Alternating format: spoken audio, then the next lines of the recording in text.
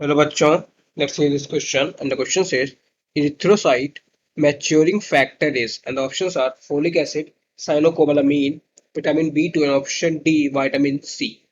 So पहले तो हम लोग इसका की कंसेप्ट देखेंगे. इसका की कंसेप्ट है erythrocyte. So its key concept is erythrocyte.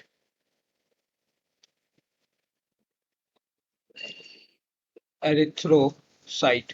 अभी एरिथ्रोसाइट को ही हम लोग बोलते हैं आरबीसी.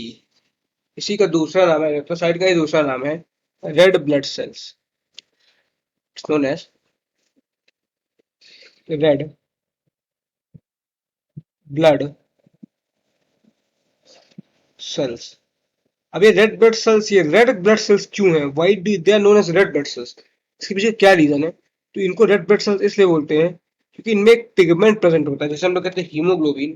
तो because of the presence of haemoglobin इससे बोला जाता है रेड ब्लड सेल्स, क्योंकि इनका कलर रेड होता है. तो क्यों बोला जाता है red blood cells? Because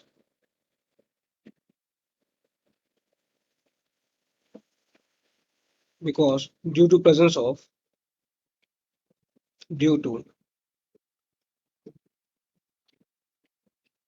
presence of a red color pigment, a red color pigment haemoglobin.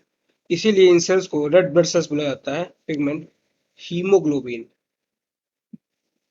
Haemoglobin, जीएनओ ग्लोबिन. अच्छा, ये रेड ब्लड सेल्स का काम क्या होता है? तो जो रेड ब्लड सेल्स होते हैं ये हेल्प करते हैं transport of gases. They helps in transport of gases. They helps in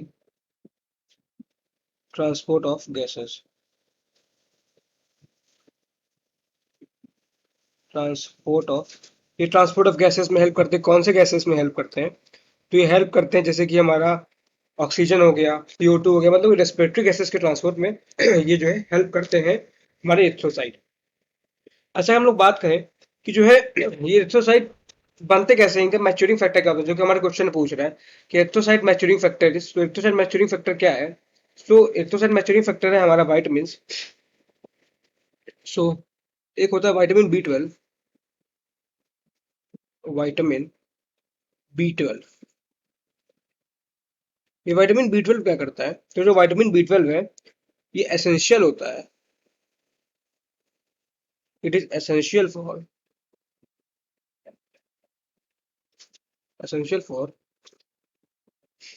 maturation of erythrocytes. Maturation of erythrocytes.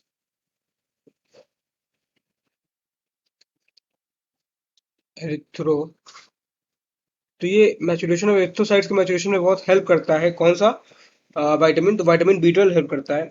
इसका और क्या काम होता है कि क्या करता है? जो वाइटामिन B12 होता है ये जो है स्टोर्ड होता है लिवर में. Mainly stored in liver.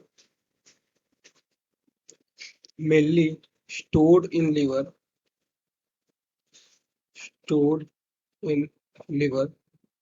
और उसके बाद वहां से क्या करेगा लिवर में स्टोर होने के बाद? तो स्टोर में लिवर होता है, लिवर में स्टोर होता है and is transported to the bone marrow, जहां पे ये हेल्प करता है maturation of RBC and transported to bone marrow. Transported to bone marrow. To bone marrow,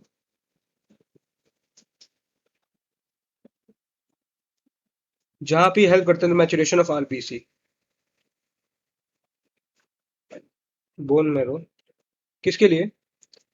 to promote maturation of RBC. Promote maturation of RBC.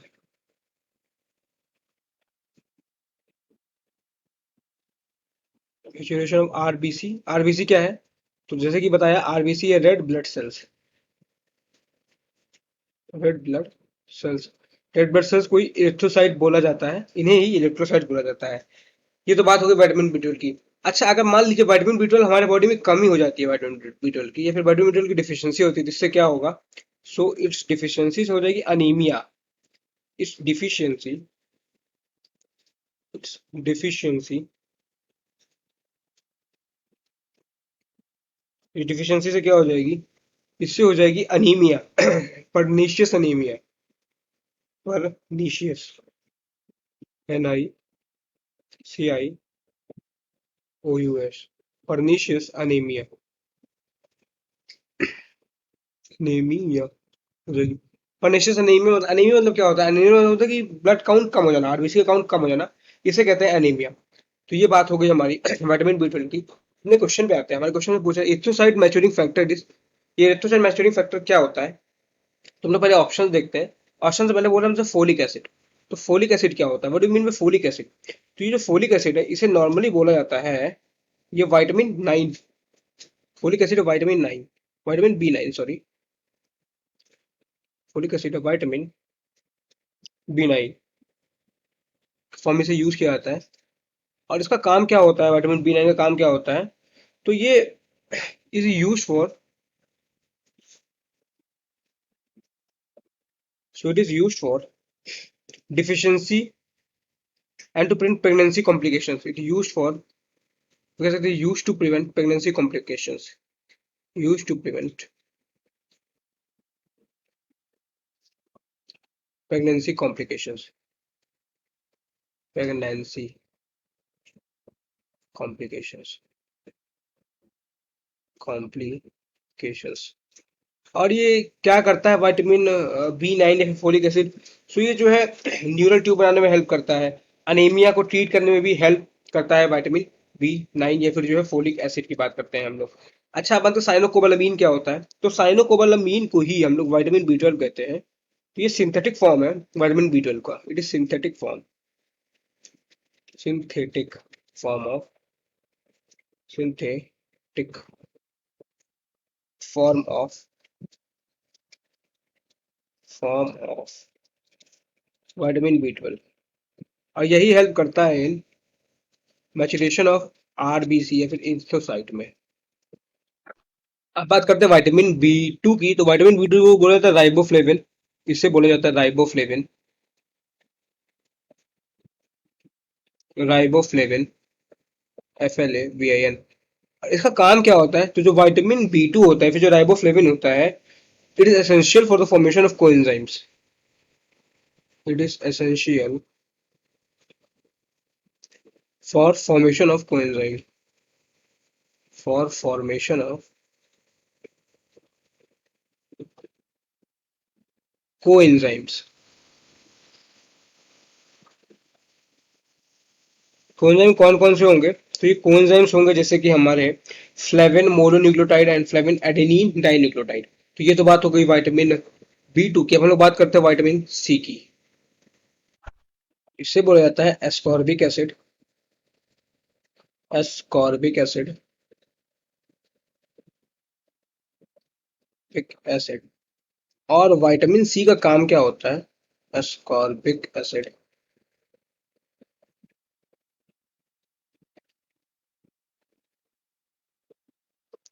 Vitamin C का काम क्या होता है, तो ये कंट्रोल करता है infection, healing of wounds, plays a role in, plays role in controlling of infection, controlling of infection. उसके साथ साथ में healing of wounds, and healing wounds, healing wounds. तो ये बात हो गई विटामिन C की। अपने क्वेश्चन पे आते हैं। हमारे क्वेश्चन में से पूछा जा रहा है इलेक्ट्रोसाइट मैच्योरिंग फैक्टर इज, तो ये होता है vitamin B12 which is cyanocobalamin which is synthetic form of vitamin B12। So correct answer हो जाएगा option B। I hope you understood it well. Thank you and all the very best.